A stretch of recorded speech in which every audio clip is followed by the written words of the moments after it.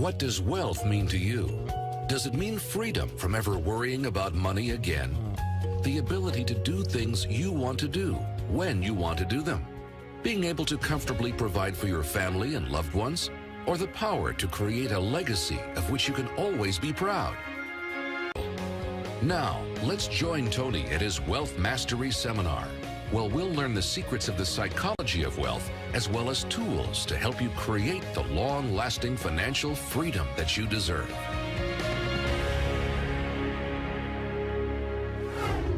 The more you can cultivate that sense of wealth, that sense of abundance in you, the more you can feel that sense of joy, the more easy it's going to be for you to do financially. Because you're not going to be in this scarce, fearful mode. Now, that's not enough by itself. You can have this great sense of abundance and do the wrong mechanics and be a disaster. True or false? But if I had to have an area to get you started with, you want to have the emotion and psychological strength, because that's going to carry you through when the mechanics are boring or frustrating, or when things aren't working out. Your emotion, your psychology is what will carry you. It'll get you to keep doing it. Everyone knows, if you've done any studies, Dr. Seligman is very famous for doing studies on optimism. And in those studies, you know what he found out? People that are pessimists are much more realistic. They're much more accurate. If you give them a test and you ask them to look at something and give you a size measurement of it, or to evaluate their own success or failure at a task, in every study Seligman's done, he did it in University, I think Pennsylvania, if I remember correctly, originally, what he found was that optimists always see themselves as doing better than they really did. They basically BS themselves. What happens to pessimists, they're 10 times more accurate. But here's what he found out. What he found out is because the people who are accurate never push themselves because they know it's never going to work anyway. Whereas the optimist sees it better than it is, so they keep doing it. Because they have the illusion they did well, I'll do even better next time. And because of that optimism, they did it more often, and so optimists succeed at a 4 to 5-fold, depending upon the task, result ultimately beyond anything that a pessimist will do, and they're not as accurate. All that's a big way of saying is, if you can develop a psychology of resilience in yourself, you don't have to be optimistic or fake, you can be real. The realness is, whatever shows up, you are larger than anything that can happen to you. You are larger than any financial challenge you could ever face. Who here has gone through a very tough financial time where you didn't know how you were going to pull it off, but eventually you did? How many have done this before? Say I. How many have had this happen more than once in your life? Say I. Then the true history could guide you to know you can get through this and not let you be overwhelmed by the moment. But also the gratitude can put you in that sense of wealth. Fijians are wealthy. Whenever I bring friends there, we have 325 acres and 3 miles of ocean frontage. It's unbelievable. But you go up these 2 villages, and my friends initially will say, well, look at their houses, look at their homes, and they don't really have electricity, they don't have this, but they don't feel poor. It's your identity. The way you define the wealth determines whether you're wealthy or not. So are there enough things for you, knowing that 2/3 of the planet lives on $2 a day, that you could get yourself to really feel grateful, yes or no? Yes. How much of your life do you get benefits from today that you never had to create? Think about it. Like I said, the roads you ride on, the library, the books you didn't have to write, right? The internet that you can access in seconds and get answers to just about anything. The people in your life that you didn't have to raise, but are there for you. Think about all the different aspects of your life. If you want to be wealthy, all you have to do is associate. So before we do the financial part, because financial independence is different than wealth. Wealth is that state of mind. Financial independence is being in that position where you don't ever have to work again. That if you work, you do it because you really want to. Now, I'll give you a clue. If you get financially independent and you don't work, you'll be miserable. I can't tell you how many friends I have that sold their company, made $50 million. One man made almost $1 billion and was really excited for a while. But after a while, it was like bored. His vehicle of his business gave him a sense of contribution, and he was always growing, figuring out how to solve problems, and he had all the people he was connected to in the business, all the employees and friends and associates, and he was significant because he was doing something worthwhile. And he had tremendous certainty because he knew the business, and also variety because it's always changing. And now he had this money. So the real secret is to be financially free, to be financially independent. You want to get where you never have to work again, but you do. Because you want to. That's when life gets very cool. When you don't have to work, but you want to, you often work harder. I enjoy my life today. I don't have to work. That's one of the most killer experiences in life. So I want to tell you, I'm not just saying this as some little positive thinking technique. I'm telling you, this is the secret, the real secret, to shift it inside of you and to add the real value. Most people are trying to pursue something in the future that they already have. I want you to think of what it is you think you want that will make you wealthy or financially free. Tell me what it is you want from financial freedom. How will you know when you're wealthy? Anyone, tell me. Raise your hand. How will you know when you're truly wealthy? How will you know when you're financially free? Yes, ma'am, right here. When my husband is no longer stressed about finances. That's when you'll be financially free. Right. Then you're probably never going to be free. I know that I need to find out for me what that definition is. And then he will I guide him? Will you what? Will I guide him to find his own definition then? Well, here's what's interesting. First of all, has she defined this game in a way she has control over, yes or no? No. So the chances of her feeling truly financially free or wealthy are slim to none. Because have you made more money? How long have you been together, you and your husband? 33 years. 33 years. Wow, give her a hand. And by the way, do you love him? I love him so much. Does he love you? Yes. Are you a rich woman? I am the most wealthy woman in the world. Give her a hand for that one for starters, ladies and gentlemen. Now notice, if she associates to that part of her wealth, can she get to where she feels rich, yes or no? And by the way, from that place, she could look at him in a different way and say, isn't it amazing that I have a man that cares so deeply for us that he really wants to make sure we're always doing well in this area. And all his worry is a way of trying to demonstrate that he wants to take care of me and love me and take care of our family. And how lucky am I? How incredibly rich am I to have a man that cares that much? Would that be a different meaning, yes or no? Would it feel different? But if her view is that he has to give up his worry, she can't control him, number one. Number two, he may think that worry is the way to demonstrate love to himself and other people. And you can get financially free by defining the game in a winnable way.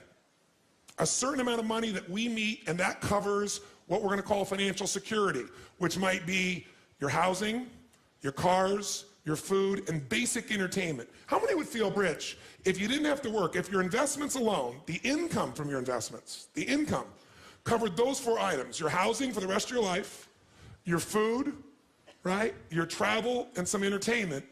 How many think that would feel pretty good? Say aye. And by the way, that number is way smaller than what most of you think of when you think about being financially independent, which is everything covered without working. So why not get the first one down pat? And you're going to know exactly what that number is for you and what it's going to take for that number where you don't have to work to meet it. Then we can look at financial independence, where you don't have to work and everything is covered. Then we go to financial freedom. You don't have to work and everything you can think of is covered.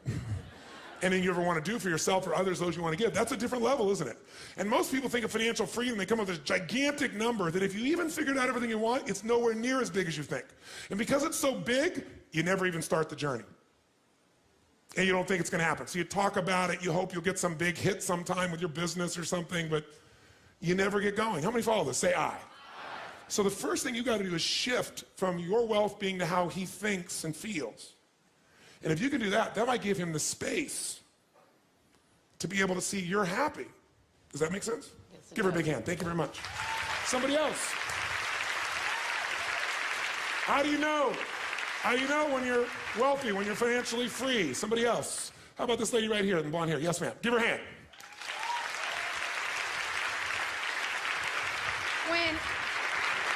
When I have enough money to keep everyone around me fulfilling their dreams. Okay, so when I have enough money to fulfill everyone's dreams around me, how many have learned that whenever people meet a dream, they usually create a new one? So that means basically you better never stop anything. Yeah. Right? So you have to fill all of them. And why does it take that for you to be wealthy? I feel sometimes I hate to use the word luck, but I feel like I'm luckier than those around me. Okay. So guilt is part of your motivation? Yes. Okay. Well, that coming from guilt, that's an abundant place. So the truth is she can never be abundant because she has a belief system inside of her, which is a limitation, which says, if I have more than others, there's something wrong. And many people have a thing where I have to give it all away. And it's just not in their head. And that puts me in more stress, then I gotta figure out how to do it again.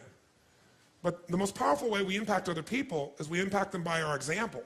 So don't get me wrong, I mean, I think most of you know, I help feed millions of people each year. I do projects in Jerusalem, I do projects all over the world. I love what I get to do with my life. Big into contribution, gigantic. Not just with my words, with my time, not just my money, my time and energy. But I also have learned the balance I didn't know before, because I used to think I earned love by giving everything. Yes. And if I have to give you something for you to love me, then we just made a trade. That's not love. That's horse trading. Or there are more direct terms for what that could be called. What do you call a person that only loves you if you give them something, like money? Oh, how dare you say such a filthy word. But that's really what it is, isn't it? So if you were to make that shift, you could also say, if I try to make everybody else's dream happen, then I get the joy of it. Like, when I was a little kid and I had no money, whenever I went to lunch, I bought lunch for somebody, you know, I found a way, I had to, we went to lunch, I didn't let anybody else buy it. Yeah. And I did that into my early 20s, because it was my way of feeling that I was a giver and not a taker, which made me feel good about myself, right? But I one time went to dinner with this very wealthy man, and he had 10 times more money, but I'm gonna make sure I paid for it. And I still have that basic nature, but here's the balance in me now. I don't have to. Because what happened was this guy grabbed my wrist, and he took the check from me, he said, "Are you gonna cheat me of the joy I'm gonna have of buying you lunch?" He said, "Are you that selfish?" And he got my full attention. So it's still, I don't think that pattern of being a giver is gonna leave in you, and I don't think it's a bad pattern. It's out of balance. So she can't be wealthy as long as it's a trade, right? If you're coming from abundance, not guilt, and you're saying, wow, I've got abundance, and there are people that I can help make a difference here. Let me help this person, help that person, not because you have to, because you want to, then you're rich. Does that make sense? Yes. Give her a big hand. Thank you very much. How about the gentleman right here? Yes, sir. Right here. Yes, sir. Give him a hand. Give him a hand.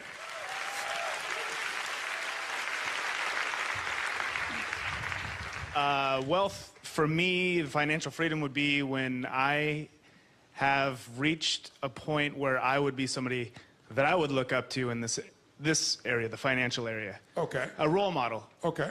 So I got a question for you. Are you right now a role model for somebody else?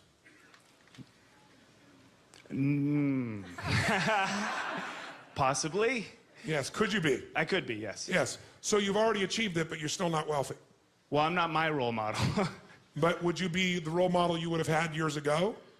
Would you be an example of what years ago you would hope for? Now you want even more. No, I'm financially not. In other areas of my life, definitely. Okay, that's fair. So what he's saying is, my definition is it has to be somebody that somebody looks up to. In other words, I need to be significant is the need he wants in financial terms in other people's eyes. And if you are significant in other people's eyes, what will that do for you? Well, you know, as in my eyes, somebody that I would look, somebody that, but when an example. But when you get there, you won't look to yourself anymore. When you get there, you'll just be at a different level, and then you'll be trying to figure some other level of what you need to get to so you would respect yourself.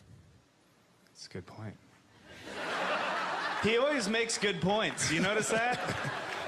So what you're doing is, here's the game you're playing, and I want all of you to hear this. No amount of money will ever make you wealthy. Because as soon as you get there, you will raise the game.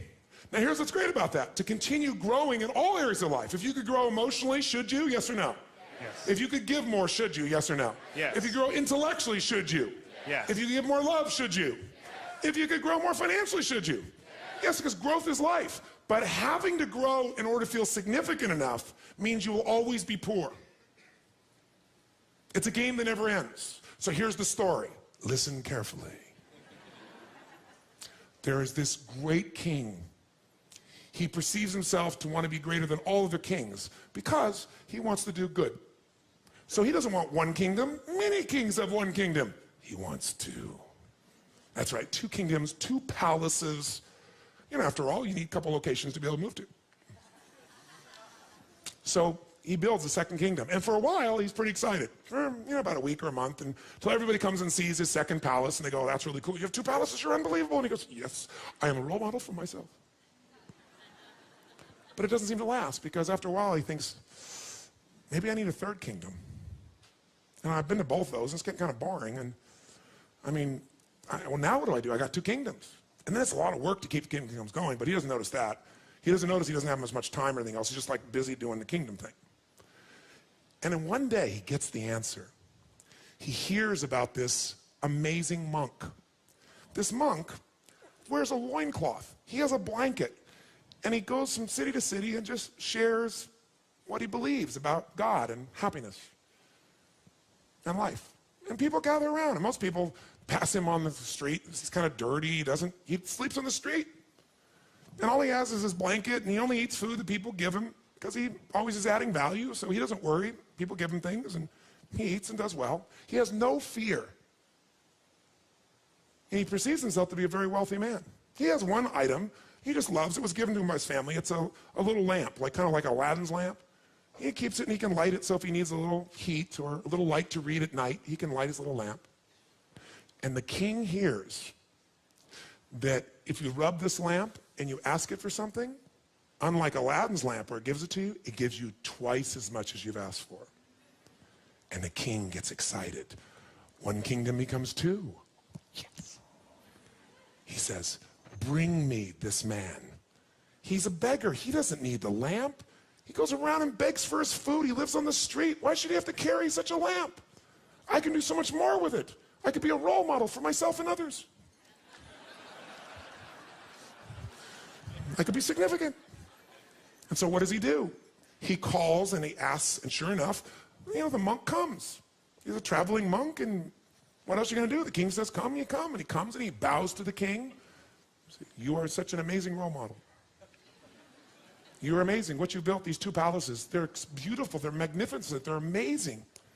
I'm so grateful to be here. I don't even belong in your presence. And the king says, no, I'm very fascinated by you. You travel from place to place. You don't have one place, you just stay. He goes, no, I travel, meet people. And how do you survive? Well, I love people and share ideas, and people tend to share with me. When you love, you tend to do okay.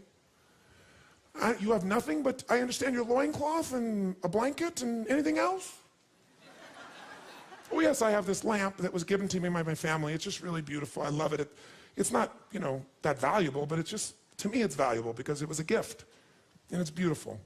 He says, well, that's a rather large lamp for you have to carry around. I have some jewel-encrusted lamps that are much smaller and lighter. You could walk with them much easier. It would be much less of a burden on your back to have to carry this lamp. He says, oh, no, it's no burden. It's very light. He goes, no, I really want to give you something much nicer. And he said, please give me your lamp. And he says, well, sir, he said, please. He said, I'm so honored to be here with you, but this is a personal gift, and I value it not beyond money or what it does or even the heat or anything it'll do. I just value it because of the gift and what it represents. He said, well, I really would like your lamp. He said, sir, I would never deny you anything, but I must have integrity with my own relationships, and I must go. And he bows and leaves before the king can respond. And the king goes into a rage. How dare he deny me what I want? How dare he take away something that could give me twice as much of even what I'm asking for? Think of the role model I could be. Think of the good I could do and demonstrate. He doesn't need that. He's poor. He doesn't even ask it for anything. If he would, he'd have 2 blankets. 2 loincloths. And what would that do? Would that change the world? No! I need the lamp. And he rips himself into a frenzy, and he turns to his henchmen and says, take the lamp from him.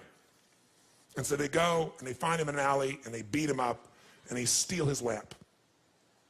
And now, the king is so excited. He tells everyone to leave.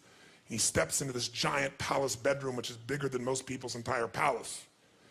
And he sits down, and he rubs the lamp, and he says, oh, great lamp, give me 100 pieces of gold. And the lamp says, oh, great king, absolutely. But why 100 pieces? Why not 200 pieces? He goes, yes. It's true, it'll double it. He says, fine, give me 200 pieces of gold. He said, oh, king, why 200 when a king of your nature could have 400 pieces of gold? The king says, fine, give me 1,000 pieces of gold. Why not 2,000, king? Fine, 10,000. Why settle for 10,000, king? Why not 20,000? A king such as you with 2 palaces should have at least 10,000. Fine, give me 10,000. Why not 20,000? Fine, give me 100 of the most beautiful women in the world. Why not 200? It will keep you busy. And this goes on for hours and hours throughout the night. And the king gets into fervor more and more and more intense. And the lamp keeps expanding his point of view. And he keeps thinking, my God, I'm thinking so small. And he gets bigger and bigger. And this goes on for 3 days and nights. He bars the doors and won't let anyone in, just him and his lamp. And he starves to death and dies. And that's the end of the story.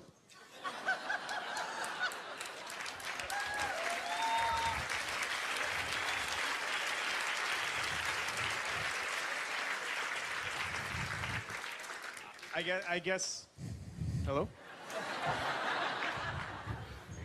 I guess really what it amounts to is being able to contribute and help and influence in a positive way in somebody's life. What I want to take you away is waiting to become wealthy. Because are there people right now in this world, if I took you to Africa, if I took you to plenty of parts of this country, on the streets of many of these cities, if I took you down the street here to San Francisco in the Tenderloin District, or is there someone there that right now you could mentor and could change their life financially as well as emotionally, psychologically, and physically with what you already know beyond anything they could imagine? Yes or no? Yes. Then don't wait to be wealthy. Start rich and then get financially free as well. Give him a hand. Thank you. By the way, is this making sense to you? Do you see why I'm so intense about this? Because I don't want you to go through and get more money and have plenty of money and still not be happy, still not be fulfilled. Until you define the game in winnable ways, you never win. And you chase it, and you die chasing it. That is not to say you shouldn't take your life to a whole nother level financially and have greater choices and greater ways to give gifts, but don't wait. And if you don't wait, if you can own that you're already wealthy, I can promise you you'll get to a level of riches financially 10 times faster than with the identity you have of limitation.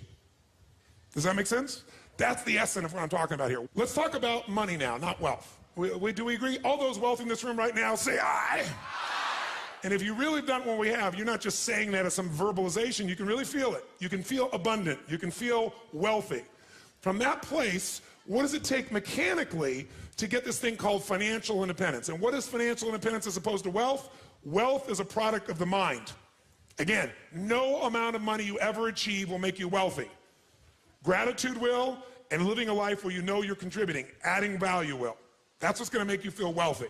Where you're a giver, not a taker. That doesn't mean you can't receive, but someone who's always looking at what am I getting out of every single thing they do is always poor, because they live in scarcity.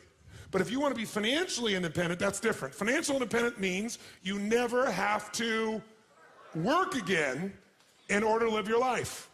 That when you do work, you're doing it because you really want to, not because you have to. And how many are committed to not only being wealthy, but also financially independent? Say aye. How do we get there? Let me give you the lesson how to get there. It is so simple that when I tell you, you're going to go, well, thank you for the breakthrough thought. But even though you may know this intellectually, whether you're sophisticated or not, you probably know this. Focusing on this is the difference. Can you be a person who is honest in your values and not be honest in the moment? Yes or no? Can you be a loving person but not be loving in this moment? Yes or no? Why? Because whatever you focus on, where focus goes, energy flows. So I don't care how sophisticated you are or unsophisticated. If you put focus in what we're going to put in front of you right now, even if you knew it before, you may know it cognitively, but you haven't linked enough emotion to be doing it consistently. Or if you are and you're here, you obviously want to do it more and better. And what we're talking about right now is financial wealth, not just wealth as it sense, as an emotion, as a sense. If you want to be financially independent, the formula for financial independence is so simple. And you can't achieve financial abundance unless you really learn to apply this, not just in a concept in your head, but consistently in your life. And that formula is simple. Spend less than you what? You go, thank you for the breakthrough thought, Tony. But is this what most people do, yes or no? No. What do most people spend? More than they earn. There's no way around this. No matter how much money you have, if you spend more than you earn, you got a challenge. So there's no way to be financially free, financially independent without spending less than you earn. And what do you got to do with what you don't spend? You got to invest the difference. Because what I want to show you right now is how do you build what everybody should own. Every one of you should leave here with your own personal money machine. You want to create a money machine. A machine that while you're sleeping is making you money, right? So you're no longer trading the most valuable resource you have in life, your time, for money. You want to trade money for money. You want money to go to work. You want to put that money to work for you so while you're sleeping it's making a difference. You want to create a machine. And that machine you want to create is something that you want to be able to feed you at some stage where you don't have to work. That's what the money machine is. And so how do you do that? First step, spend less than you earn and invest the difference. Now question, how many of you currently are spending more than you earn? Be honest, raise your hand.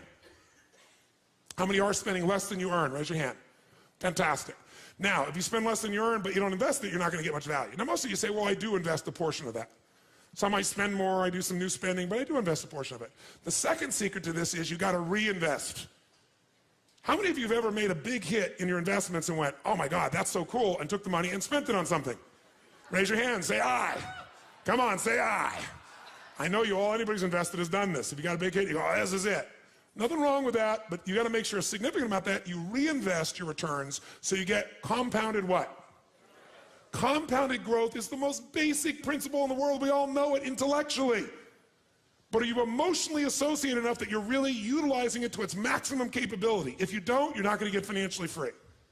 You will never get financially independent by your earnings alone. Let me tell you something. There's 3 or 4 areas of your life you don't want to go to an expert. You don't want an expert to make the decision. An expert can coach you, but you better make the decision. One is how you raise your kids. I mean, if you're going to screw up, you should be the screw up, not somebody else in this area. Because at least if you screw up, you know you gave your all. And if you screw up, you'll learn from your screw up and you can still make a difference. But letting someone else tell you how to raise your children is insane, to think that they know more than you do with your own child, with the soul that you brought into this world. They can coach you, you can learn from them, but you got to make those decisions. What's another area like that? Your physical health. If you don't learn this area because you think it's too complex, I'm going to give this decision to somebody else, that somebody else may be totally sincere and sincerely wrong. I'm not lecturing you what to do. I'm just saying whatever you're going to do, inform yourself and make the decision. Because someone else making that decision, the consequences are too great for your children, for your health. And I'll tell you another area really important, your psychology. Having someone else give you a label, tell you what to do. Same thing with, you're going to end up with some challenge in your body, same thing. And the last area, the area I'm talking about here, is money.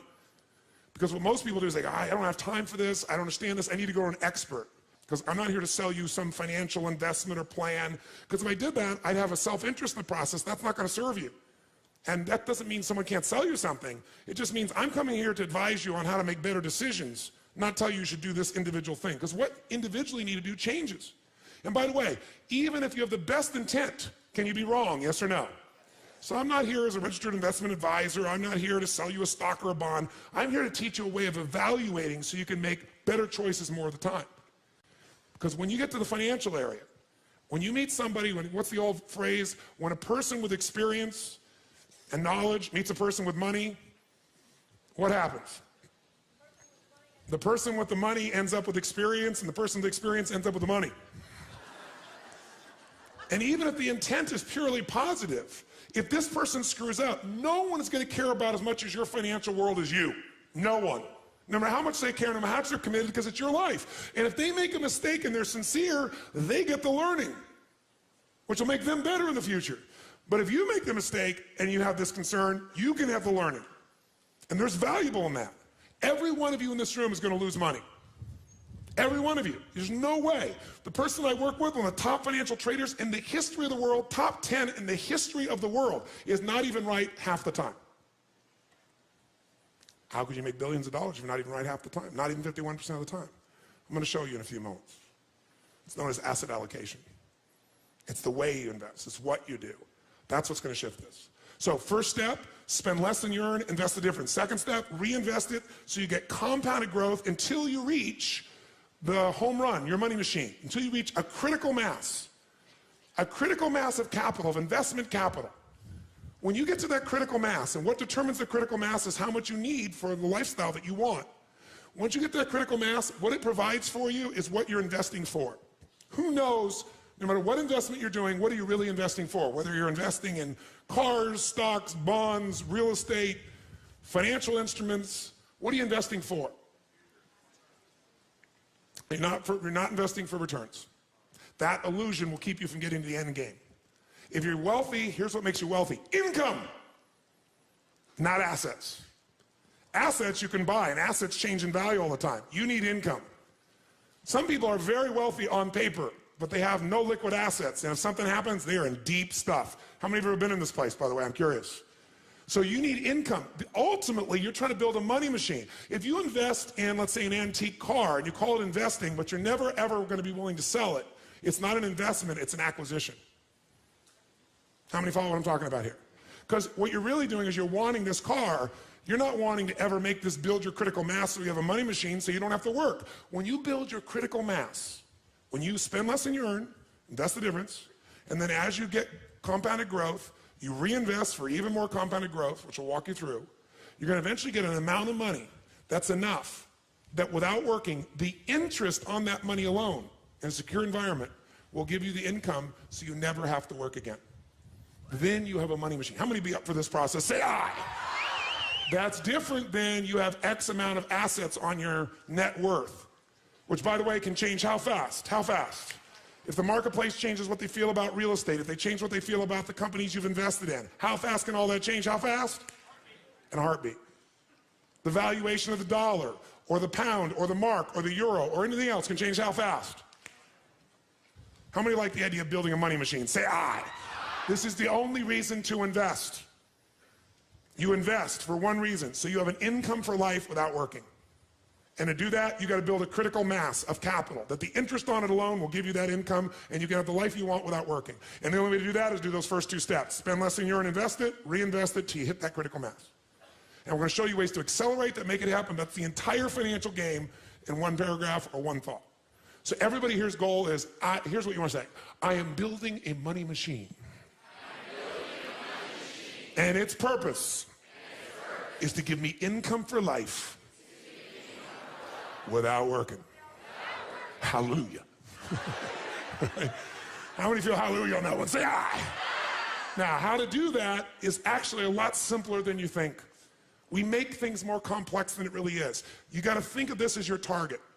Now, by the way, you know whether you're on the path of financial freedom or financial independence or not by, can you answer, are you doing the first part?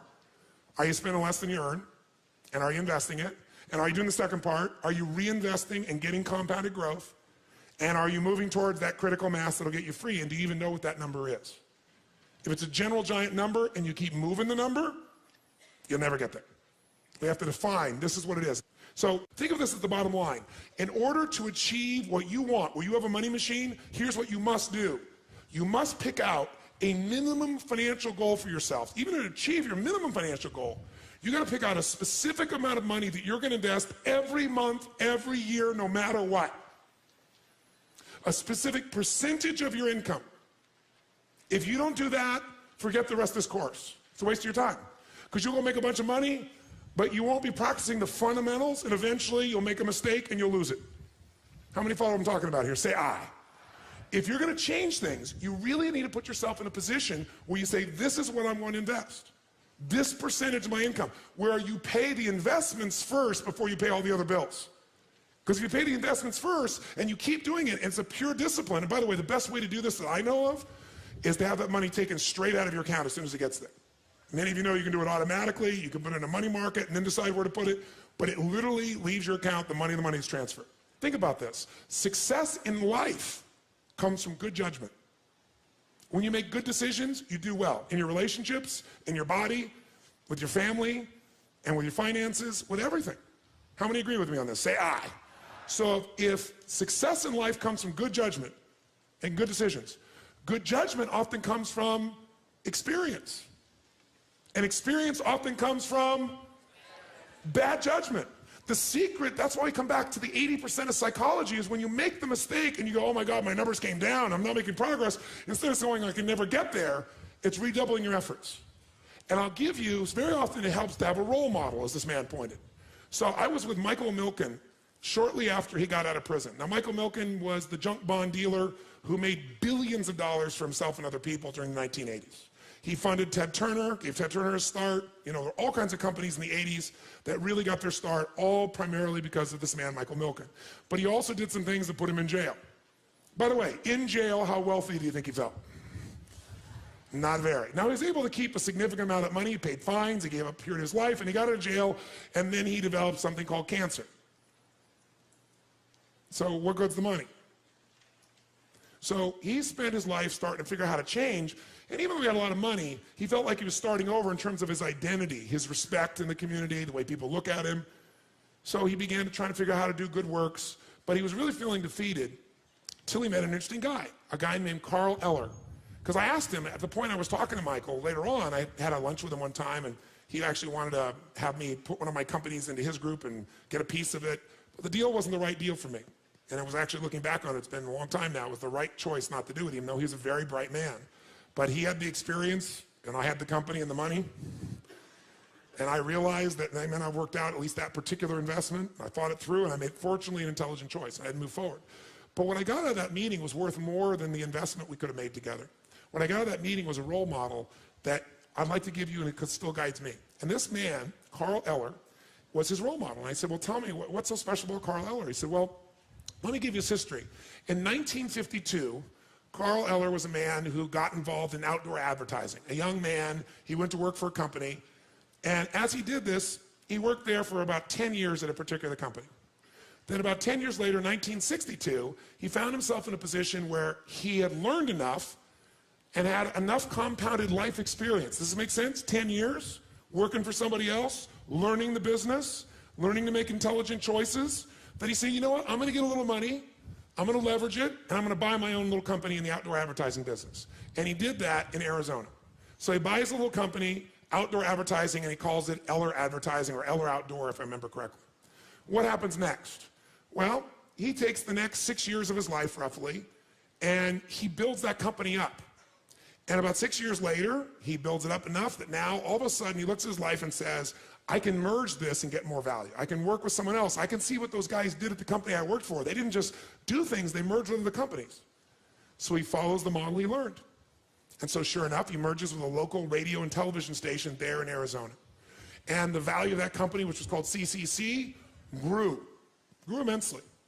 So sure enough, he takes another 10 years. So imagine now he's been running this company 6 years on his own. He's got 16, 17 years into this now. Do you think you can compound things over 17 years if you make intelligent choices and you're smart? Yes or no? Do you think all the decisions he made were good ones? Yes or no? Did everything he do make money? Yes or no? He failed at many things, but he had the psychology that he learned from everything. And if it didn't work, he said, that's experience, and we'll learn from it, make a better decision. So over the next 16, 17 years, he basically moves in the position where all of a sudden he's in the place where this company has some real value, and he sells it with his partners to Gannett, the people that own USA Today, a really large firm. 1980, he becomes chairman of Columbia Pictures.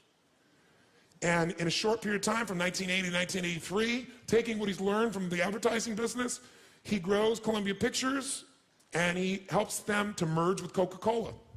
So by 1983, picture this. This man has been working his entire life, right? 52, he got in advertising, it's 83. How many years there, guys? Basically 30 years, right? 3 decades. As long as I've been doing what I've been doing, that's how long the gentleman was who accumulated for himself $70 million just by investing in other people's stuff, not even having to do it. You don't have to be a great entrepreneur to make money. You can invest in a great entrepreneur. You know, you can look over at somebody like Bill Gates and say, I'm gonna own a piece of him. Let him be the creative one. I don't have to work all around the clock, let him. It's a lot of ways to get wealthier, a lot easier than just running your own business, and many of us love running our own businesses. This man was good at running his businesses. So by 1983, he's accumulated a net worth of $500 million. 30 years, $500 million. How many think that's pretty good? Say, ah. And by the way, $500 million in 1983. 83 was, decades ago. What's that worth today? I don't know, but probably, certainly spending power worth more than $1 billion, that's for sure. So he's got $500 million. So what's he gonna do? At this stage, he's, at that stage, I think he was 55 roughly, somewhere in that range, mid-50s. And so he says, well, I got all this money, but I don't have to what? I don't have to. And so he doesn't for a while, but it makes him crazy. It's like, I gotta do something with my life, got some meaning. You can only lie on so many beaches, you can only drink so many daiquiris. I wanna do something productive. So he comes up with this idea that he's gonna take over a company called Circle K. Circle K is a company at that stage that's doing about $700 million in sales. He goes in and partners and he puts up a chunk of his money, in fact, virtually all of his money to make this deal happen. But he thinks, I'm gonna turn this thing around. And guess what? He does. He turned Circle K in roughly 5 or 6 years into the second largest convenience store in the world behind 7-Eleven. Second largest in the world. It's got like 4,500 stores in the United States, about 1,500 overseas in like 100 countries. Just an amazing growth record. He takes the company from 700 million in gross sales to over 3.5 billion in gross sales in that short period of time. So now we're really looking really good, wouldn't you say? We're in the early 1990s now, right? He's done this for 6 or 7 years. He's built this incredible piece, and in 2 years, the entire company reverses its fortunes and goes bankrupt, and he loses $500 million, everything he's accumulated in 37 years. And he's 62 years old. And he has nothing. He not only has nothing, he owes $100 million at 62. He went from up 500 million to down 100 million. How many of you ever have thought you were in bad financial trouble and it wasn't that bad? Say aye. So you thought, oh, I lost my job, or I lost my income, or my investment went terrible, or the house I bought was not worth as much, or I bought the stock and I lost it, or, you know, I went through a divorce and it was terrible and I lost that. Trust me, this makes anything anybody in this room's ever experienced look like nothing. Now, what do you do when you're 62 years old, you work for roughly almost 40 years of your life, you're up 500 million, everybody respects you, your name is well known, and now you're a total failure or you own $100 million. 99.9% of the planet would go bankrupt, obviously. But he decided there was still time. What was that? Mechanics or psychology, my friends? What did I tell you? 80% of financial freedom, financial independence, and all of wealth is 20% is. He said, I still have time. At 62, he had the guts to say, all I got to do, I got to get some money, right? I got time, I got to get into compounding again, and I got to make better choices, which at this stage will not be difficult. Well, I made some bad choices here. You know, what took me almost 40 years to develop, I lost in roughly 3 years, 2.5, 3 years. But if I could lose in 2.5, 3 years, I didn't lose the 38 years or 39 years or 37 years or 40 years of what I learned, who I am. So he didn't say, I'm starting over. That was the difference in his psychology. He said, I'm going back to what I know. And at 63, he went back to Phoenix, Arizona, and leveraged everything he could possibly get a hold of and got people to invest, and he bought a small outdoor advertising company. And started over, but he didn't call it that. He said, I'm going back to what I know, where I can make more intelligent choices. And so what happens? In less than 5 years, he builds that little company up, and he compounds it in 25 cities, and he builds himself to where, at the age of 68 years old, 4.5 years later, actually almost 69 at that stage, if I remember correctly, he now is a billionaire again. He sold his company to, what was the company's name? Clear Channel. He sold his company to Clear Channel and became a billionaire in less than 5 years. He was never a billionaire after 40 years. Now, this would be a lesson in one thing, mechanics or psychology. Which one? Psychology. But it's also a lesson in the next most important mechanic you better know. Because everybody's going to make some bad choices, and some of them could cost you seemingly everything. Or you may even make a conscious choice. You're going to change something, and you know, making a change in a relationship can cost you much more than half of what you have, depending on how your life is structured financially. But it may be worth it.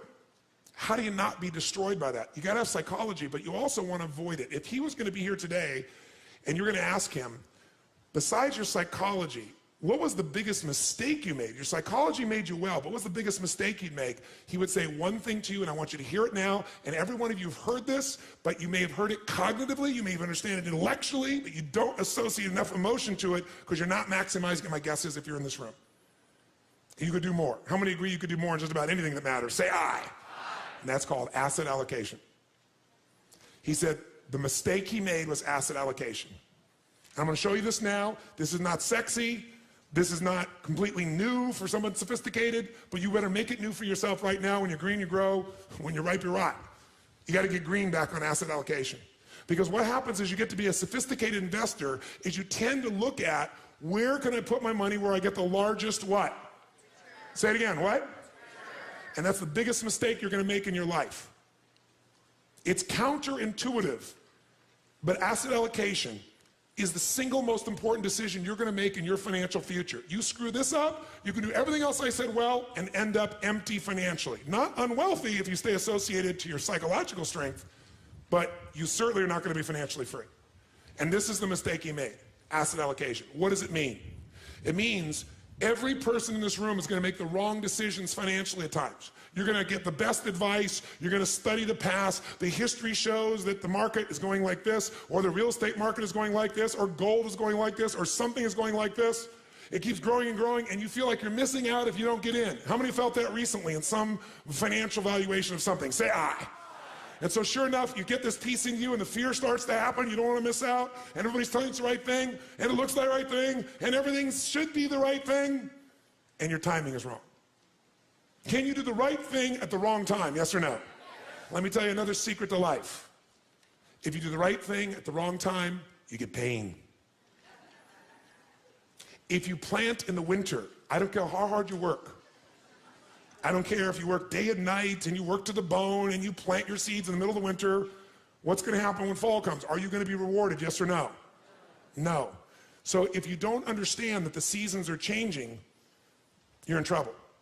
But even if you do everything right, you can think it's springtime, can't you? And be wrong. So how do we protect ourselves? The answer is asset allocation. This is the secret you must give yourself. And all of you, I can promise you, in 2 days, will forget what I'm saying right now. Because in 2 days, many of you will be making momentum investments, and there'll be somebody in this room who made $3,000 in the last 4 hours because they're going to make a trade, and someone else will make $100, someone else will make $500, but someone else is going to lose $1,000 or $500. And what most people are going to focus on is the person that made $3,000 and go, I'm going to put all my money in this momentum investment where I could make this 10% return today, 20% today. Who knows what I'm talking about here? Say aye. And every part of you goes, that's how I get my money machine. I want to get compounded interest. I want to get the best return I possibly can. And so you put all your money in there, and the worst thing that can happen to you is like when you go to Vegas. What's the worst thing that can happen when you go to Vegas? You win. It's the worst thing that can pop. How many know what I'm talking about here? Say aye. When I was a kid, I was not into throwing my money away because I had so little. And I was not into gambling. It's like I wanted to give it, share it, do something fun, do something that would make people light up.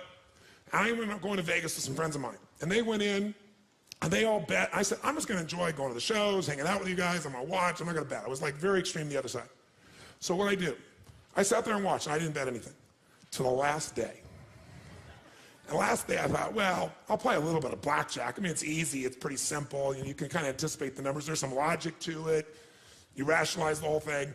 And I played blackjack, and I won $1,800 when that was like, I started out with $300. That'll give you a perspective. That was like an unbelievable amount of money. Worst thing that could ever happen. Because then once you get that jackpot, what are you always thinking? I'm going to get it again. And that's how they make money in Vegas, because they've set up the compounding on their side, right? They know what the ratio of results are, and all they got to do is get you to keep doing this, and the house is going to win because the house has the economic advantage. The longer you go, the greater chance you're going to do it. Even if you do it here, you're going to come back. You're going to be desired. That's how they can pay for a building like Steve Wynn has that's, what, $2.9 billion to build a hotel. It was the most expensive hotel in the world. Now it's not. They're building a new one for $3.6 billion for a hotel. How can you afford that? You have large margins and profits. And where does that come from? People who got the big hit. So the worst thing can happen is you make investments and you hit a home run. And you hit a home run. And the home run gets you to start thinking you're really smart. And maybe you are really smart. You're very sophisticated. Maybe you really are. But there is a day when the whole game changes. And it's really difficult sometimes to predict that, sometimes impossible. True or false? So the asset allocation is how you protect it. What is asset allocation? It means out of the money you have to invest, we're going to create 3 buckets. Really simple way of thinking of this from now on. 3 buckets. And these 3 buckets are going to help you to understand whatever amount of money you're going to invest each year, where you're going to put it. So for example, if you don't spend less than you earn, you're going to have nothing to invest. If you spend less than you earn, now you have something to invest, right? Do you need to come up with a specific number, a percentage, or a dollar that you're going to invest every month, every year if you're going to get to your money machine? Yes or no? Yes or no? Where are you going to put that money? Whether it's $100, $1,000, $10,000, $100,000 a year, $1 million a year, $1 million a month, doesn't matter. Where you're going to put it, if you're smart, is you're going to put these 3 buckets of asset allocation. What are the 3 buckets? The first bucket is the security bucket. When you think about investing, think of 2 types of investments. There are fixed income investments, and most of you are clear what this means. What does it mean when it's a fixed income investment? Who knows? What does that mean? You got a guaranteed rate of return, assuming they deliver. And anyone cannot deliver, including the US government. They haven't not delivered, but they could. Is there risk in any investment, yes or no? So just ratios of risk. And as we know, no risk, no reward. So if you don't invest, you're going to lose if you invest at times. But if you don't invest, you've already lost and you can never win, never have a money machine, never be financially free. So fixed income investments, the types of investments you're going to make where there's a guaranteed return. A bond. A company gives you a bond. What is a bond? They're guaranteeing you give me your money, I will deliver at this time, at this date, this percentage return to you. So it's fairly what? Secure. Less what? Risky. We all understand this. The second type of investment that you can make, and helps you understand what you're going to do, is something that's going to be growth-driven. And growth investments are investments where you probably have a much greater potential for growth, which means you get a greater return if you're successful. But if you're not successful, do you have a guaranteed rate of return, yes or no? No, so in a growth investment, you have the potential of greater return, but also greater loss. There is no guarantee in a growth investment. No matter how long it's been going that way, there's no guarantee. We start to get the illusion that it's going to always go up. It isn't necessarily. So where do you put your money if you think of things that are more secure versus not? The security bucket is where you want to put investments that are secure by their nature. Because they're secure, is this going to give you a huge compounded return per year, yes or no? But can it give you a huge compounded return even if the number is small if you do it long enough, yes or no? So what we want to do is your first investments have to be in your security bucket, and everybody wants to do the opposite. Because why would you want to go put some money in something you're getting 5%, 6%, 7%, maybe 8% on, when you could go do something else that you believe you can make 20% on? Because the 5, 6, 7% is totally guaranteed by that promise, by that government, by that company, by whatever the situation may be. And if you screw up in your growth investments, you've got how much? 0. What did this man Eller do? He put everything in his growth bucket. How many follow what I'm talking about right now? He went, why would I put money in my security bucket? I got $500 million.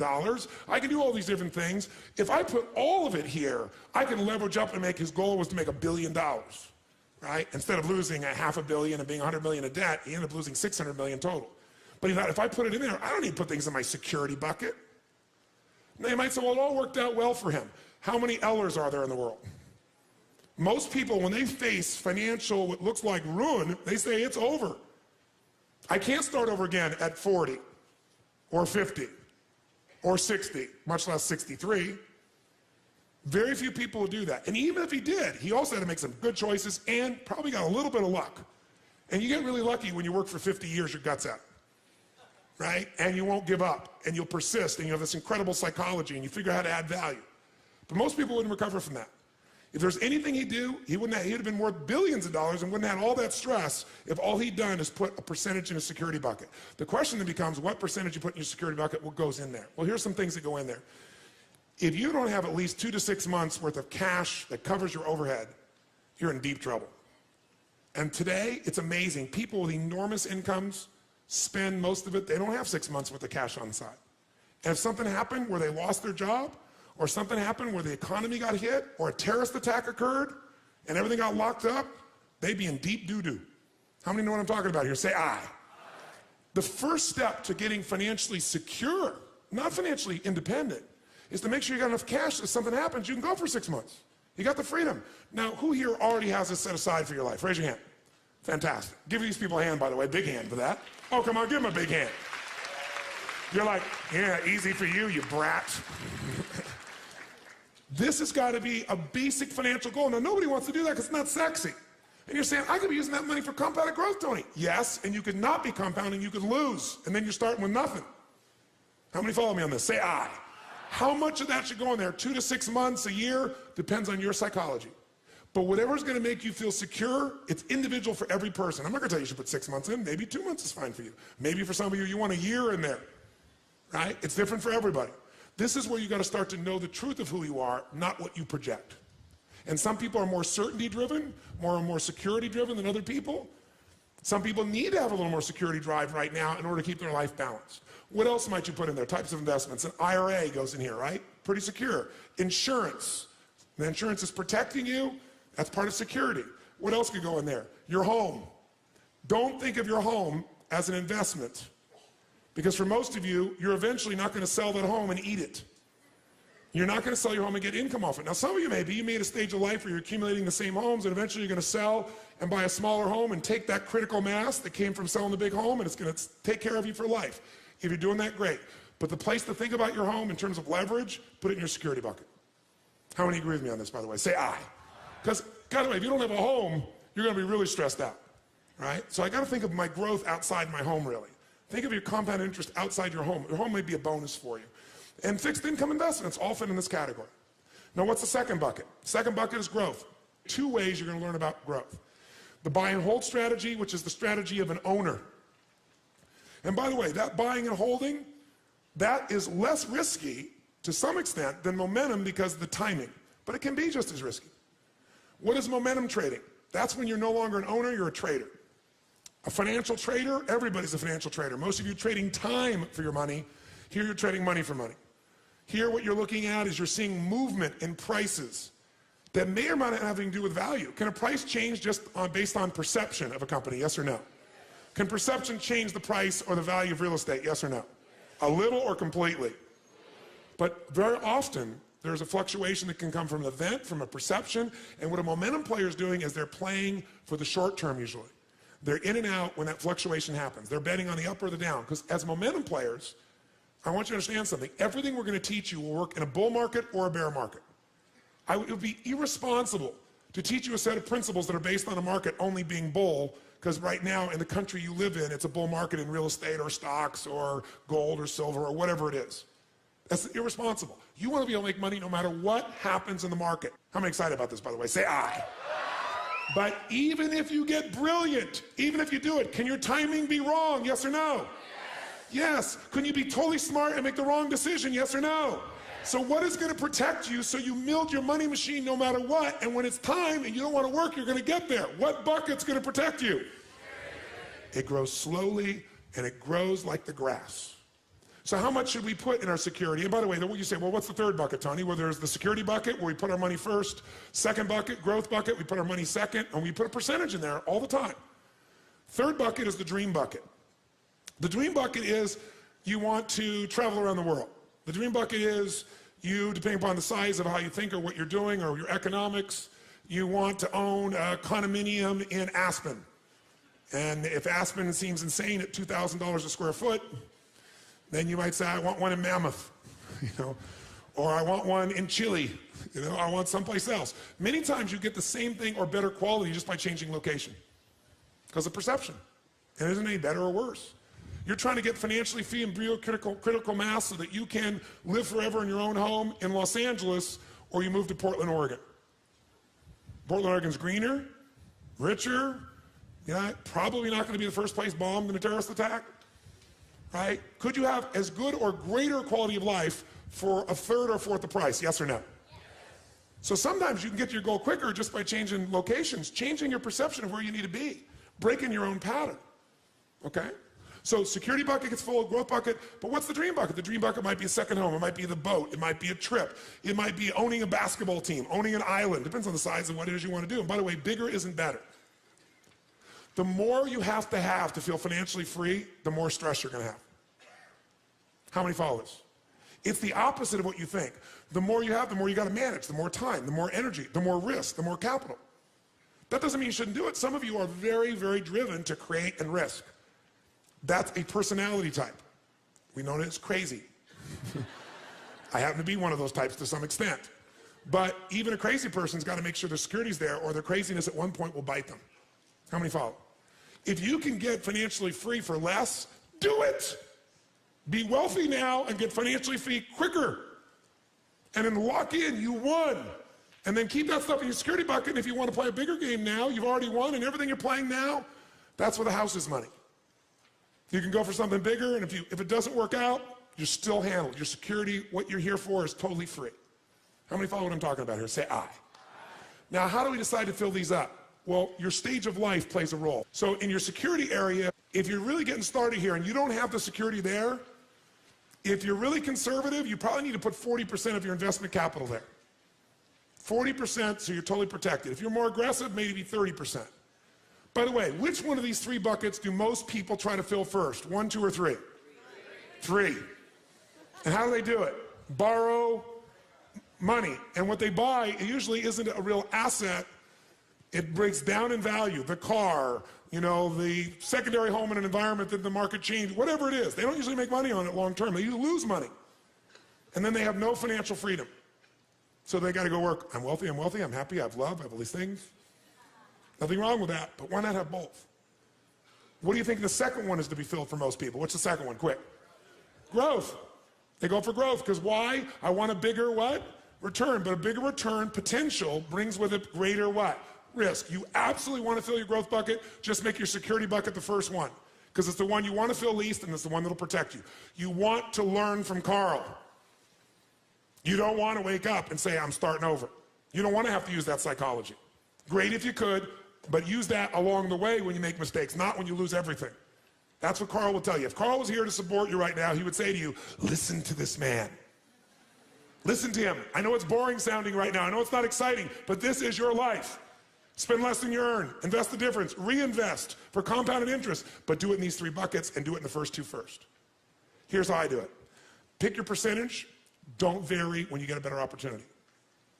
So if you're going to invest $1,000 a month, $10,000 a year, what are you going to do with it? You're going to say 4 of that's going to my security bucket, 6 of that's going to my growth. And after the next few days, you're going to decide how much of that's buy and hold, how much of that is momentum, where you're going to put that. Is it going to be in real estate buy and hold? Is that going to be in companies? You're going to break it up. But you keep the percentage because otherwise someone will offer you a deal.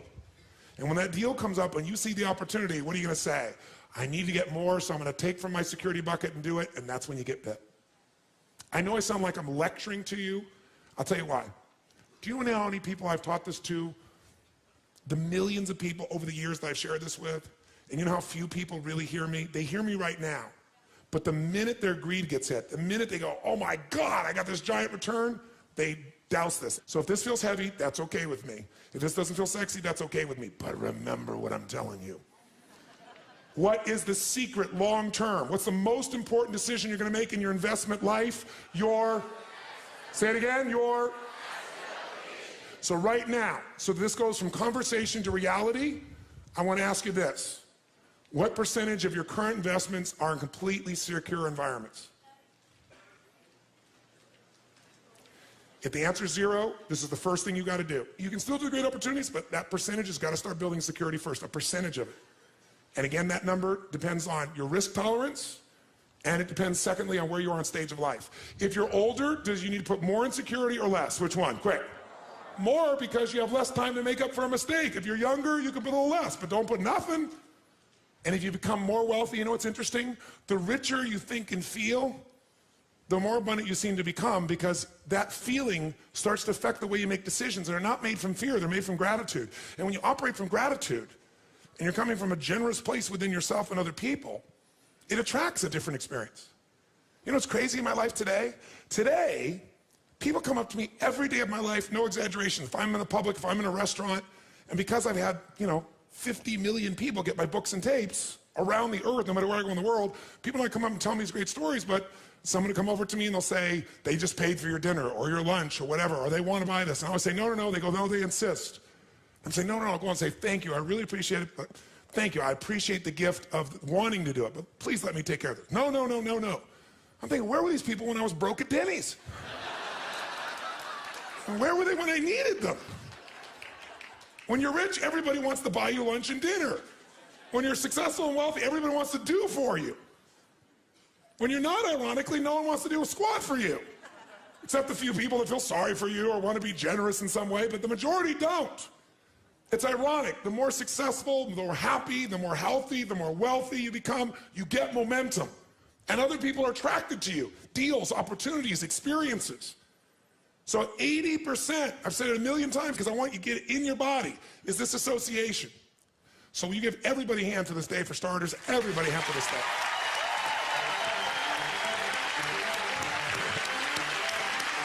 Amazing. Now that you have learned what it takes to create long-term financial success, take 5 minutes to think about how you can build your own money machine. 1. Are you spending less than you earn and then investing the difference?